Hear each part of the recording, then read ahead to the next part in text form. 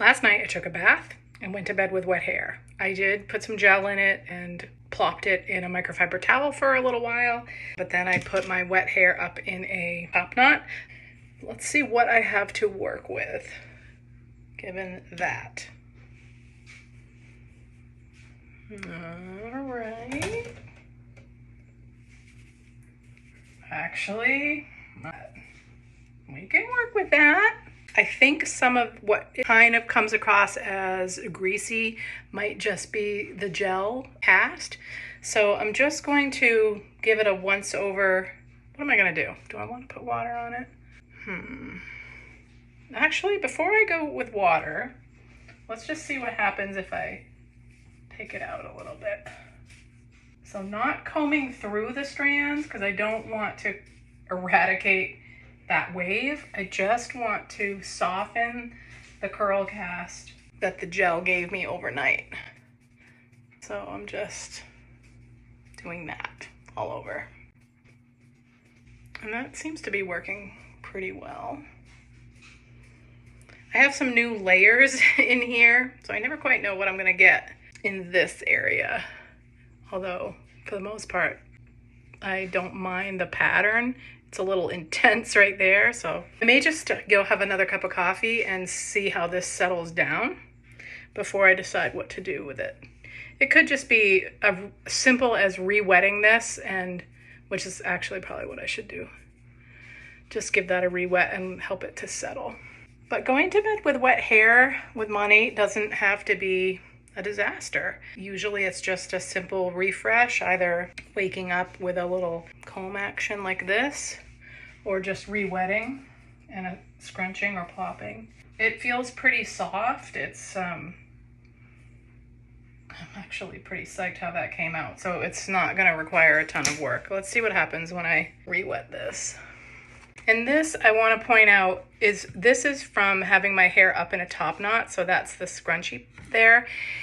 In the olden days, before Monty, my hair would bend and stay bent if I used a ponytail holder, especially the little kind. I know you know what I mean, but like these would have put a permanent indent in my hair. I have learned that that's because of the waxy coating that a lot of hair products put on our hair. So if you think of a melted candle, when it's freshly melted wax that's cooling, you can manipulate it and bend it, and then it stays in that shape. And so when your strands are coated in wax, they take that bend and then they hold the bend. But mine doesn't have those heavy waxy ingredients. So this is just the bend from drying in that position. And it will settle even if I didn't do anything, but let's just pretend I'm gonna go out the door. So you can just give it a light mist. If you have curlier hair than mine, you can take individual curls and reshape them, but already that's quite a bit better. So I could take some of these sections and just pull them out and make them do more what I want. So this is just an example of how you can use a re-wet to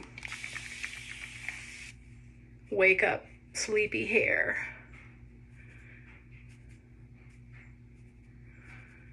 And I'm not touching it too much because my curls are fine. My waves, I shouldn't even probably call them curls. They're pretty fine, and although I will say day 2 for me is always better, always. I think the poofiness on day 1, for me, just, I don't know, it looks frizzier, but on day 2, they seem to clump better. So and I have gel in here from yesterday. I don't need to reapply. I could, if I wanted to, take a tiny little dab, might even mix it with some water and go through and reshape the clumps that way. I definitely recommend these continuous spray misters. They are a game changer. So like I used to use a washcloth, and just the texture of the washcloth would screw my curls up a little bit, but this makes such a light mist. You can really control how much water you add to wake up those curls. Now I always ignore the back. So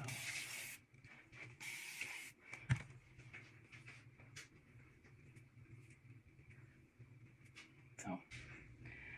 This is day 2. I washed last night at bedtime and went to bed with wet hair and a top knot. Once again, after I washed, I did have soaking wet hair. I did put gel all through, took a wide comb. I generally do this upside down, but I'll rake the gel through from root to end without trying to get it on my scalp. And then I always take a wide comb or even something wider than this and comb away from my scalp, especially around the back here. I go in at the root and pull it straight away from my scalp.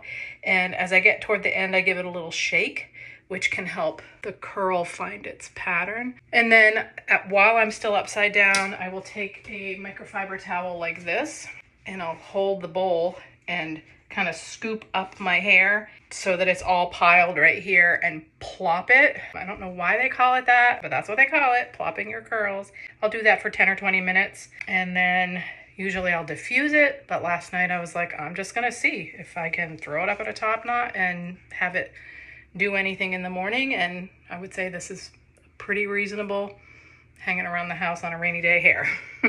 You could probably get more out of a diffuse if you had time for that, but there's so many combinations. After being at this for 2.5 years, my best advice is to not overthink it.